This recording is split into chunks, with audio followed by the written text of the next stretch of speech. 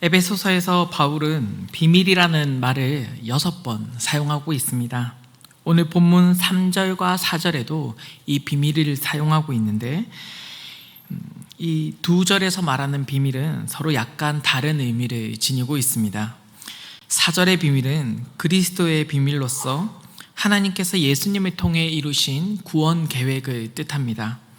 반면 3절에 말하는 비밀은 6절에서 설명되고 있는데, 이는 이방인들이 복음으로 말미암아 그리스도 예수 안에서 함께 상속자가 되고 함께 지체가 되고 함께 약속에 참여하는 자가 됨이라.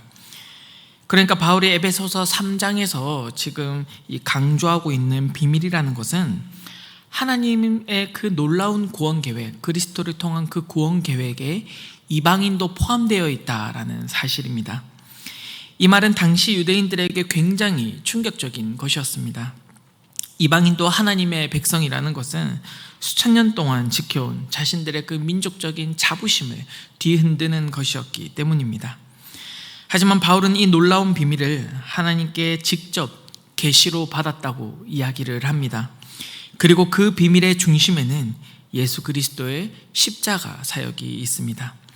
예수님은 십자가에서 자신을 내어주심으로 하나님과 사람 사이에 이 죄로 막힌 담을 허무셨을 뿐만이 아니라 사람과 사람 사이에 존재하던 담도 허물으셨습니다. 유대인과 이방인, 종과 자유인, 남자와 여자, 누구를 막론하고 그리스도 안에서 하나의 새 사람이 되게 하셨습니다.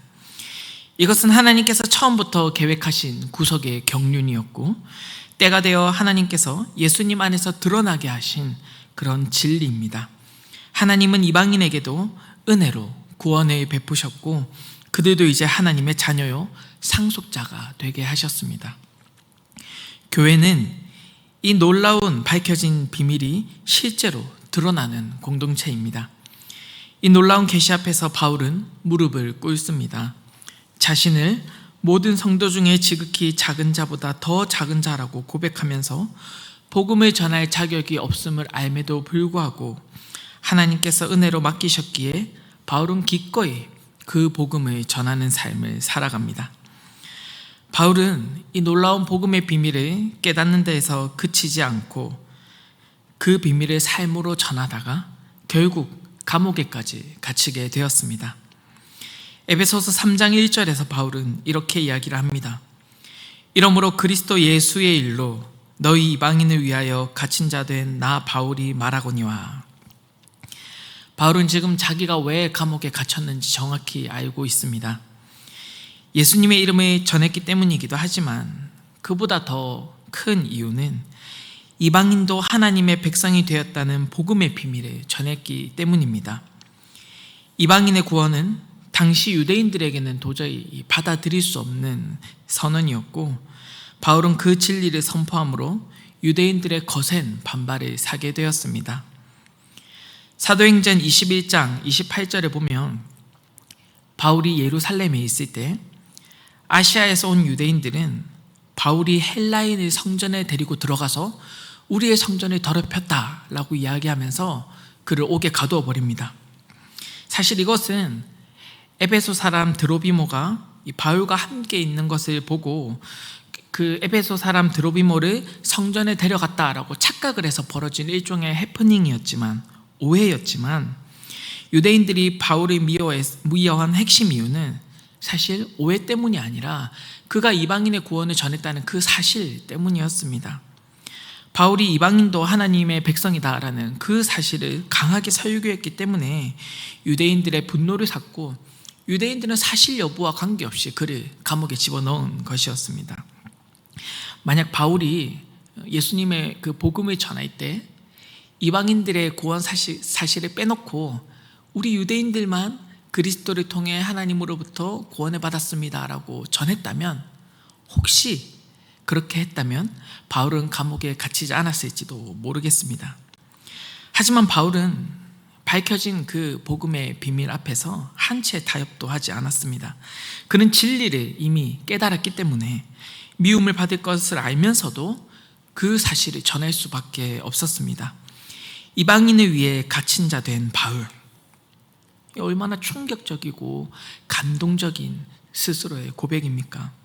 유대인으로서 도저히 받아들일 수 없었던 이방인들, 사회에서 손가락질 받던 이들을 찾아가서 그들과 함께 교회를 이루고 그들과 함께 그리스도의 이름을 나누었습니다. 그 일은 말할 수 없이 어렵고 큰 고난을 동반하는 일이었습니다. 하지만 바울은 하나님께서 그것을 원하신다는 사실 하나만으로 기꺼이 희생하는 그 길을 택했습니다. 바울은 복음의 삶으로 살아냈고 그 살아냄 때문에 그는 감옥에 갇히게 되었습니다. 과연 오늘 우리는 어떻습니까? 복음의 비밀을 밝히 드러내 알고 있는 우리는 그 복음을 어떻게 대하고 있습니까? 복음을 맡은 교회는 예수님 믿으면 구원받습니다 라는 구호를 그냥 선전구호처럼 반복적으로 고백하는 그런 곳이 아닙니다. 예수님께서 모든 사람을 위해 구원의 길을 여셨다는 사실을 삶으로 그리고 관계로 공동체로 드러내야 합니다. 복음은 그래서 차별과 배제 위에서 머물 수 없습니다. 만약 교회가 나와 잘 맞는 사람, 나와 그렇게 큰 트러블이 없는 사람들과 어울리는 곳이라면 복음은 세상으로 전해지지 않을 것입니다. 복음은 벽을 허무는 능력입니다. 다름을 품는 용기입니다. 그리고 복음을 받은 우리는 이제 세상 앞에 그 복음의 놀라운 진리를 밝히 삶으로 드러내는 책임이 있는 것입니다. 하나님은 바울에게만 이 복음의 비밀을 드러내지 않으셨습니다.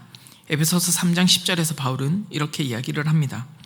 이는 이제 교회로 말미암아 하늘에 있는 통치자들과 권세들에게 하나님의 각종 지혜를 알게 하려 함이니.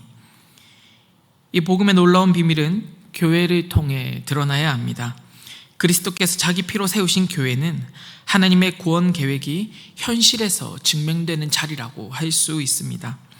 하나님께서는 복음을 통해 사람을 구원하실 뿐만 아니라 교회를 통해 그 하나님의 구원의 지혜와 뜻이 온 세상에 전파되기를 원하십니다. 그래서 교회는 말씀이 삶으로 나타내고 복음이 이 세상에 보여지는 그런 곳입니다. 섞일 수 없는 사람들이 하나가 되고 같은 마음으로 같은 약속을 붙들고 살아가는 모습 속에서 하나님의 밝히 드러내신 그 구속의 비밀이 비로소 세상에 보여지게 됩니다. 그래서 교회는 복음을 머무르게 하는 장소가 아닙니다. 복음을 흐르게 하는 통로입니다. 하나됨과 섬김 그리고 포용을 통해서 그리스도의 몸이 세상 가운데 진짜 실제함을 드러내야 하는 것입니다. 나와 맞는 사람들이 모여 있는 곳이 교회라면 복음은 감춰진 채 머무를 수밖에 없습니다. 하지만 우리가 원수되었던 이들을 포용하고 다름을 넘어서 사랑하는 모습을 통해서 복음의 능력을 보여준다면 세상은 비로소 그 복음의 가치를 알게 되는 것입니다. 하나님께서는 우리 교회를 통해서 하나님의 지혜와 심지어 하늘의 통치자들에게까지 선포하고자 하십니다. 이것이 바로 우리가 가지고 있는 정체성입니다. 그리고 우리에게 주어진 사명입니다. 복음을 맡은 교회는 그 복음을 설명하는 공동체가 아니라 삶으로 증명하고 드러내는 공동체여야 하는 것입니다. 근데 교회는 이제 공동체이기 이전에 개인의 집합이라고 할 수 있습니다. 결국 복음을 드러내는 교회는 복음을 감당하면서 자신의 위치에서 살아가는 한 사람 한 사람의 성도의 삶에서 시작됩니다. 복음은 더 이상 감춰진 비밀이 아닙니다. 우리는 모두 그 복음의 비밀을 알고 있는 사람들입니다. 그리고 하나님께서는 그 복음을 말씀 속에 그냥 가두어 놓지 않으셨습니다. 그렇다면 우리 한 사람 한 사람, 우리는 복음을 아는 성도로서 구체적으로 어떤 삶을 살아가야 하겠습니까? 초대교회를 한번 떠올려 봅시다. 그들은 수많은 핍박과 박해 가운데 있었습니다. 그런데 그들은 세상의 그런 위협 속에서도 흔들리지 않았습니다. 그들은 가난했지만 풍성했고 무시당했지만 담대했습니다. 그들이 가진 복음은 말이 아니라 진짜 실제적인 삶이었고 그 삶은 세상에 이런 질문을 던졌습니다. 저들은 어떻게 저렇게 살아갈 수 있는가? 무엇이 저들을 저렇게 살아가게 만드는 건가? 그 다른 삶은 결국 세상에 이름을 남겼습니다. 안디옥, 바로 그것에서 예수님의 제자들이 처음으로 그리스도인이라 불리게 되었습니다.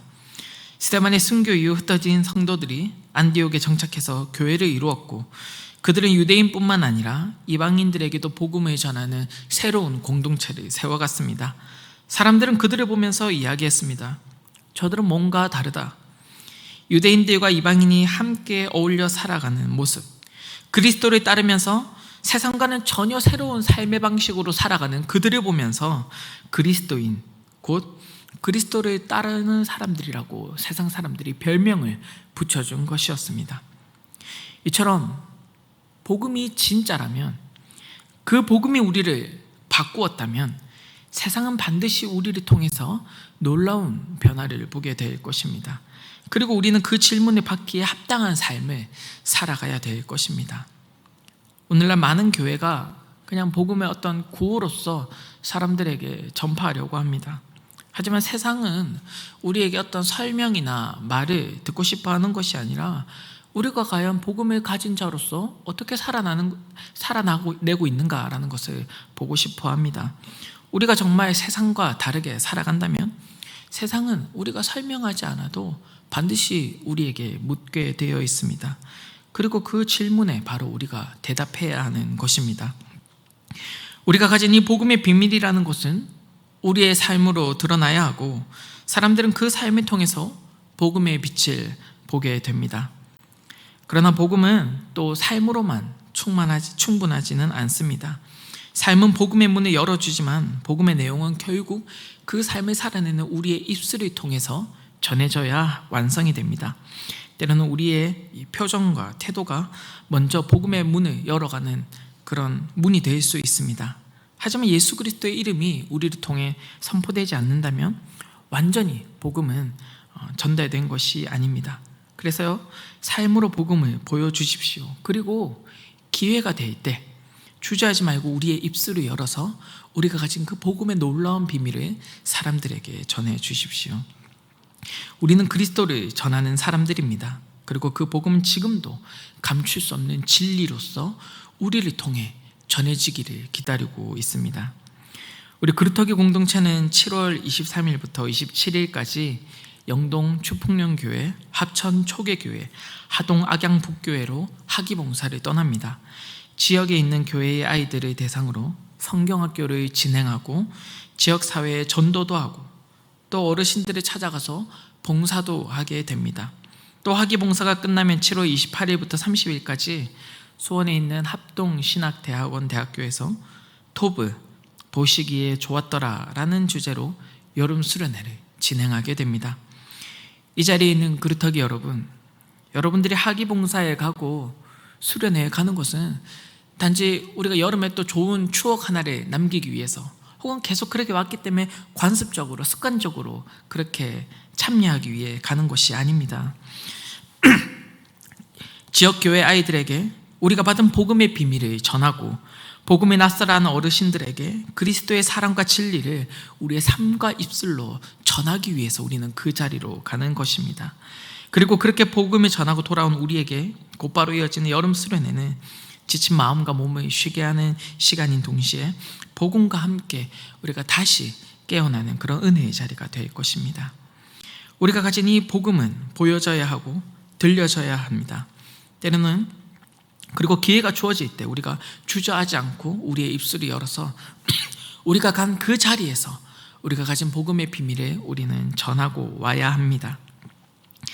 사랑하는 성도 여러분, 복음은 한때는 감춰진 신비였지만 이제는 감출 수 없는 진리입니다. 하나님은 이 복음을 우리 각자에게 맡기셨고 이제는 그 복음을 삶으로 드러내고 우리의 입술로 전해야 할 때입니다. 복음이 바울을 움직였고 복음이 교회를 세웠고 이제는 그 복음이 우리 모두를 부르고 있습니다. 올여름 그루터기 학생들은 학위봉사로 이 복음을 들고 또 지역교회로 나아갑니다. 하지만 복음이 전해야 할 사명은 학생들만의 몫이 아닙니다. 복음을 아는 우리 모두가 복음을 드러내야 할 책임이 있습니다. 그러니 사랑하는 성도 여러분, 이번 여름 복음을 들고 영동과 합천, 하동으로 떠나는 우리 학생들을 위해서 기도해 주십시오. 학위봉사를 통해 지역교회의 아이들에게 복음이 전해지고 낯선 이들에게 우리 그루터기 학생들의 이 삶의 발자취가 정말 복음의 빛을 전하는 그 발자취로 남을 수 있도록 우리 학생들을 위해 기도 부탁드립니다. 또 이어지는 여름 수련회에서도 지친 심령이 회복되고 다시 은혜로 설 수 있도록 함께 마음을 모아 주시기를 바랍니다. 복음은 설명하는 진리가 아니라 삶으로 드러내야 할 능력입니다. 그러니 사랑하는 여러분, 복음을 감추지 마십시오. 복음을 부끄러워하지 마십시오. 우리 모두 복음을 받은 자답게 복음에 따라 살아가며 이 놀라운 구원의 비밀을 세상에 밝히 드러내는 저와 여러분들이 되시기를 주님의 이름으로 축원합니다. 우리 함께 기도하시겠습니다.